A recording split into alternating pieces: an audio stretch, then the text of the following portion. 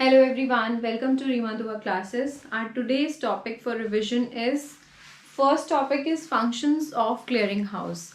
Like we discussed the meaning of clearinghouse in the last video. Please revise that again if you don't remember.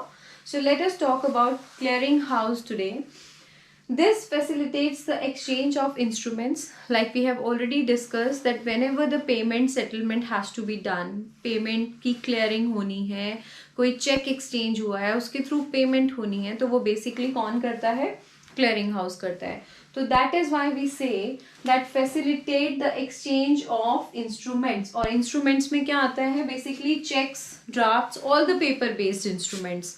तो उनका exchange एक bank से दूसरे bank पे जब different checks जा रहे हैं, तो वो जब पेमेंट के लिए क्लियरिंग हाउस पे भेजते हैं, तो उसका एक्सचेंज कौन फैसिलिटेट कर रहा है? बेसिकली वो क्लियरिंग हाउस कर रहा है, राइट?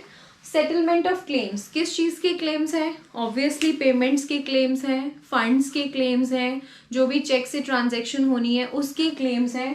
सो सारी ट्रांजैक्शंस के या फंड्स के क्लेम कौन सेटल करवाता है? That is clearing house. और सेटलमेंट किसका होता है? Basically major banks. Major bank कौन से हैं? जो भी हमारे यहाँ कमर्शियल बैंक्स एग्जिस्ट करते हैं जिसमें लोगों के अकाउंट हैं, जिनके थ्रू फंड्स का ट्रांसफर होता है. सो वो सबका सेटलमेंट कौन करवाते हैं? क्लियरिंग हाउस कराते हैं. Then settlement even with the central bank also, जो बैंक्स की डीलिंग आपस में चलती है फंड्स की, उसको भी सेटल कराने के लिए कौन आता है बीच में? Clearing house. And clearing house क्यों इतना इंपॉर्टेंट है? क्योंकि क्लियरिंग हाउस जो रन किया जाता है एंड जिसको अप्रूवल मिलता है for working for these aspects, तो उसमें सबसे बड़ा रोल किसका है? ऑब्वियसली उसमें सबसे बड़ा रोल आरबीआई का है, राइट? तो आरबीआई के अप्रूवल के बिना ना तो क्लियरिंग हाउस को हम खड़ा कर सकते हैं, बना सकते हैं, और ना ही कोई क्लियरिंग हाउस आरबीआई के अप्रूवल के बिना वर्क करेगा. So RBI plays a role there. That is why ये सारी एक्टिविटीज को कौन कंडक्ट कराता है, या फिर ये सारे फंक्शंस कौन परफॉर्म करता है? Clearing house. And majorly clearing activities taken by clearing house appointed by RBI. Like I told you, RBI का बहुत important role है. जितना भी बैंकिंग सिस्टम में जो भी वर्क चल रहा है वो बेसिकली किसके अप्रूवल के साथ चलता है? आरबीआई के साथ.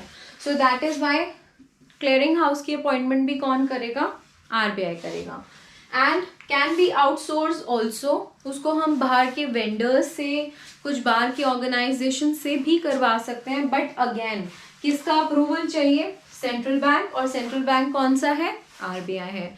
तो आरबीआई के अप्रूवल के बिना कोई भी क्लियरिंग हाउस वर्क नहीं करेगा, राइट?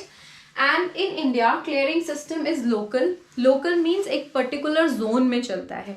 उस पर्टिकुलर जोन में जितनी भी बैंक ब्रांचेस आती हैं वो एक क्लियरिंग हाउस के अंडर अपनी जो भी एक्सचेंज करना है उनको, इंस्ट्रूमेंट्स का, नेगोशिएबल इंस्ट्रूमेंट्स का या फिर पेपर बेस्ड इंस्ट्रूमेंट्स का, तो वो एक जोन में करेंगे. लाइक अगर मैंने ईस्ट जोन ले लिया तो ईस्ट जोन के सारे बैंक के लिए क्लियरिंग हाउस है सपोज, तो वो सारे के सारे बैंक का ट्रांजेक्शन्स और जो भी एक्सचेंज चलेगा, सेटलमेंट ऑफ फंड्स होगा, वो पर्टिकुलरली उस लोकल जोन में होगा. और उस लोकल जोन में भी जो गाइडलाइंस देता है वो कौन देता है? It's always RBI, right? Clearing house is voluntary association of the banks where settlement accounts are maintained. यहाँ पे सारे सेटलमेंट अकाउंट्स मेंटेन होते हैं डिफरेंट बैंक्स के.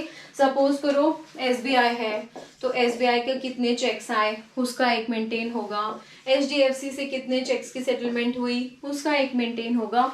सो जितने भी बैंक्स हैं उनके जो रिकॉर्ड्स मेंटेन होते हैं, उनके जो अकाउंट्स मेंटेन होते हैं, वो भी कौन करेगा?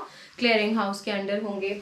And then it is managed by RBI's regional office. Regional offices RBI के डिफरेंट स्टेट्स में, डिफरेंट सिटीज़ में अवेलेबल हैं. और अगर उस प्लेस पे, उस लोकल जोन में, वहाँ पर अगर आरबीआई का कोई रीजनल ऑफिस है तो रीजनल ऑफिस कंडक्ट करेगा उस चीज़ को. जो क्लियरिंग हाउस चलाएगा वो रीजनल ऑफिस चलाएगा. अगर वहाँ पे कोई रीजनल ऑफिस एग्जिस्ट नहीं करता है, if there is no regional office, then उसको एसबीआई मैनेज करवाता है. SBI is considered to be the next, like next level पे जो बैंक आता है, हम उसको एसबीआई को लेके चलते हैं. सो क्लियरिंग हाउस की मेंटेनेंस भी आरबीआई के बाद कौन ले रहा है इस चीज को? एसबीआई ले रहा है. एसबीआई मैनेज करेगा उसको. और टोटल क्लियरिंग हाउस इंडिया में कितने हैं? This is 1050.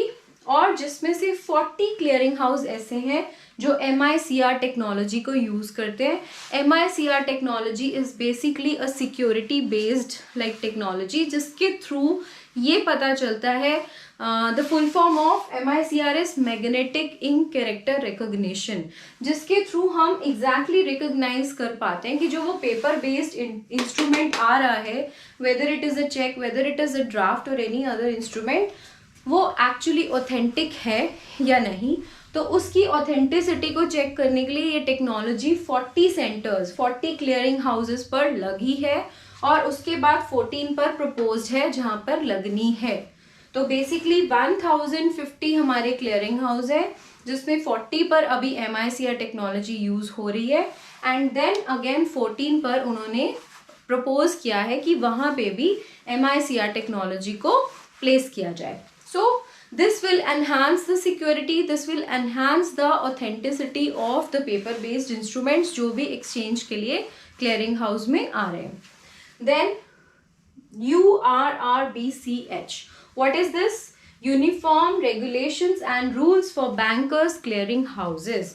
तो URRBCH basically किसने introduce किया है? Again this is introduced by RBI।